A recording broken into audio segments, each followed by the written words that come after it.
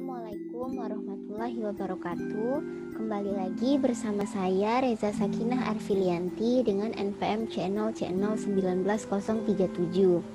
Nah, pada kali ini saya akan membahas mengenai investasi pada instrumen ekuitas yang merupakan lanjutan dari bab sebelumnya yang saya bahas.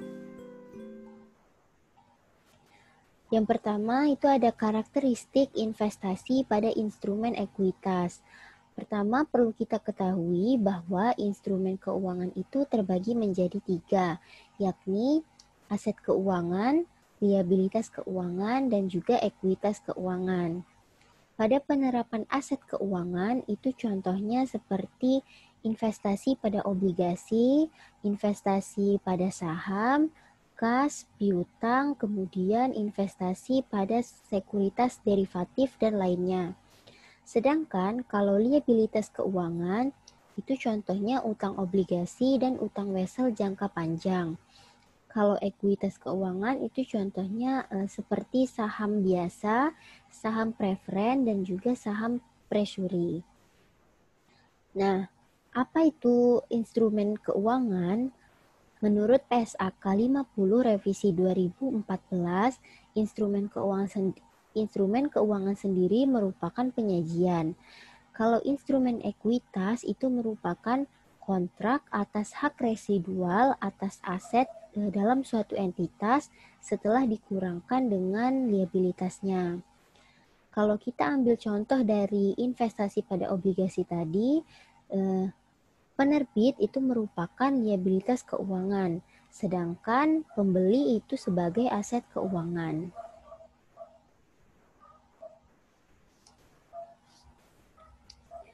Nah, selanjutnya di sini ada pengaruh signifikan. Telah disajikan tabel tingkat pengaruh kepemilikan saham. Apa itu pengaruh signifikan? Nah, pengaruh signifikan itu sendiri merupakan kekuasaan dalam keputusan kebijakan keuangan dan operasional atas suatu investi. Pengaruh signifikan ini nantinya akan berpengaruh metode apa yang akan digunakan dalam pencatatan pelaporan keuangan.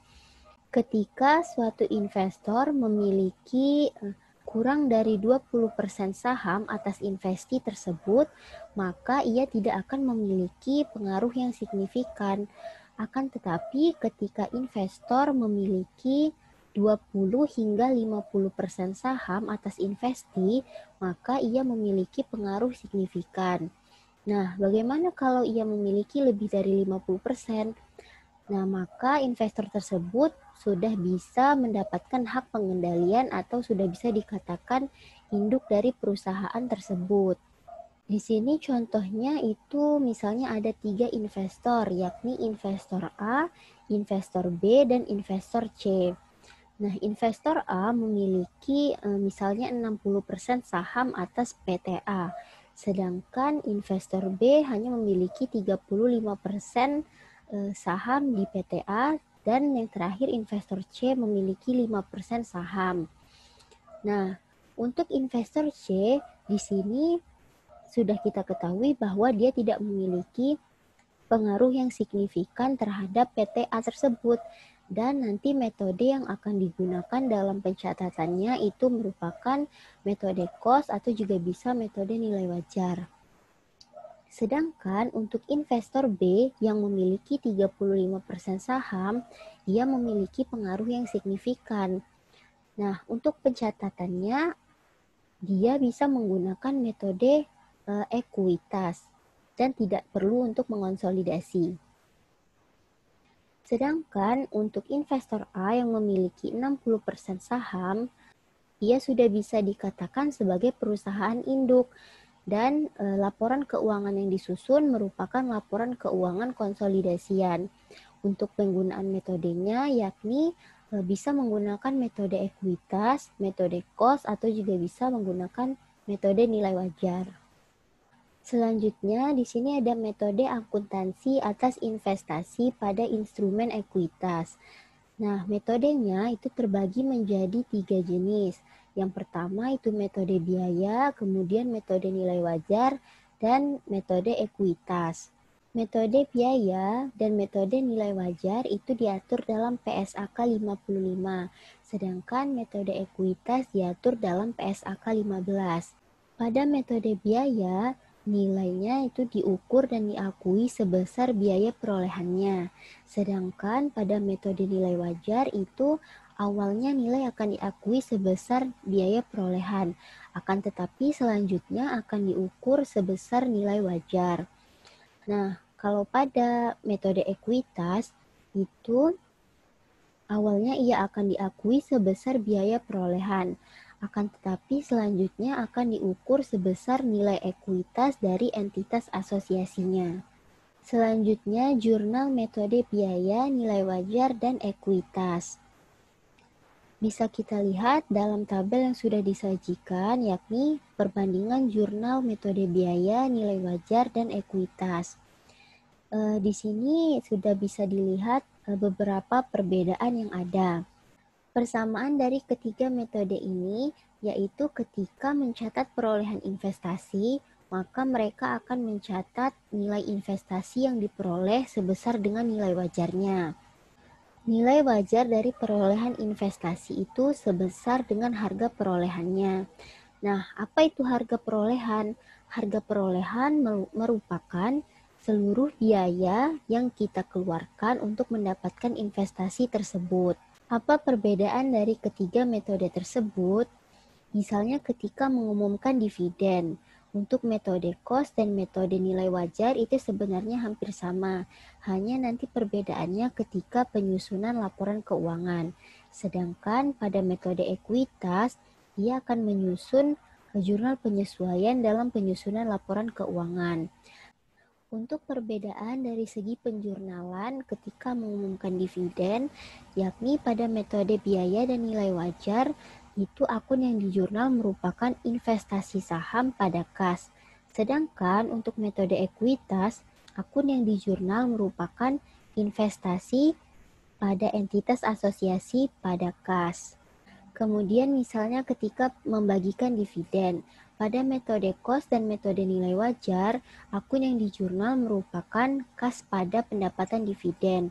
Sedangkan pada metode ekuitas, akun yang dijurnal merupakan kas pada investasi pada entitas asosiasi. Di sini kenapa yang dikredit itu bukan pendapatan dividen melainkan investasi, karena pada metode ekuitas ini kan investor sudah memiliki lebih dari 50% atas saham pada investi. Jadi ibaratnya mereka sudah memiliki ikatan yang kuat dan investor sudah seperti induk perusahaan. Jadi sama saja keuntungan yang didapatkan atau dividen yang didapatkan itu merupakan uang dari investor itu sendiri. Selanjutnya, untuk penghasilan komprehensif lainnya, itu misalnya ketika adanya pengakuan dari revaluasi aset tetap. Kemudian bisa kita lihat pada dua tabel terakhir itu ada penyesuaian dari keuntungan dan kerugian. Di sini hanya metode nilai wajar yang mencatat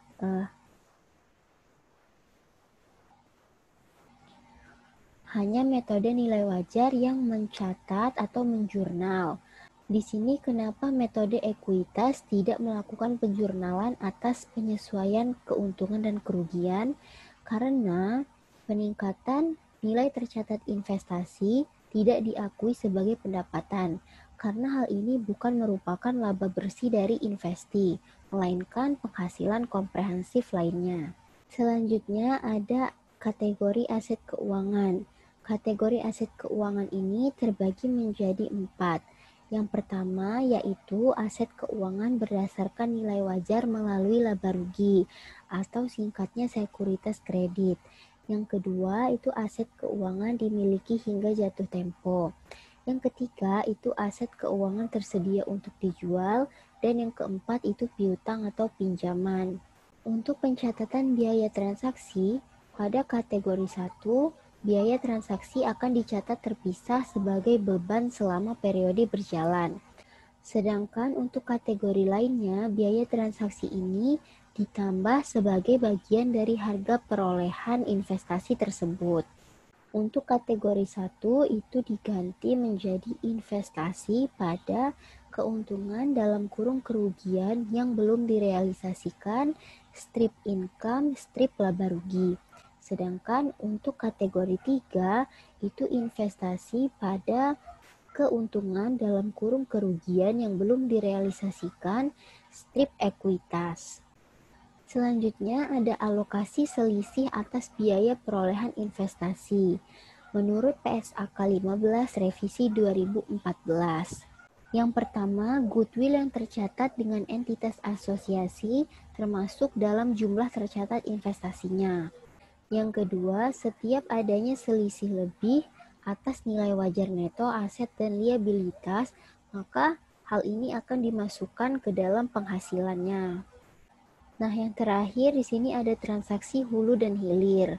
Apa sih sebenarnya transaksi hulu dan hilir ini? Nah, misalnya itu ketika investor bertindak atau berperan sebagai penjual, sedangkan entitas asosiasi yang berperan sebagai pembeli, maka transaksi inilah yang dinamakan dengan transaksi hulu. Sedangkan kalau transaksi hilir itu sebaliknya. Contoh dari transaksi hulu itu misalnya adanya penjualan aset dari investor kepada entitas asosiasi. Sedangkan kalau contoh transaksi hilir itu adanya penjualan aset dari entitas asosiasi kepada investor. Baiklah teman-teman, mungkin itu saja yang dapat saya sampaikan. Lebih dan kurangnya saya mohon maaf. Apabila teman-teman memiliki kritik dan saran yang ingin disampaikan, saya dengan senang hati akan menerimanya. Teman-teman bisa memberikan komentar di kolom komentar yang ada di bawah ini. Terima kasih. Wassalamualaikum warahmatullahi wabarakatuh.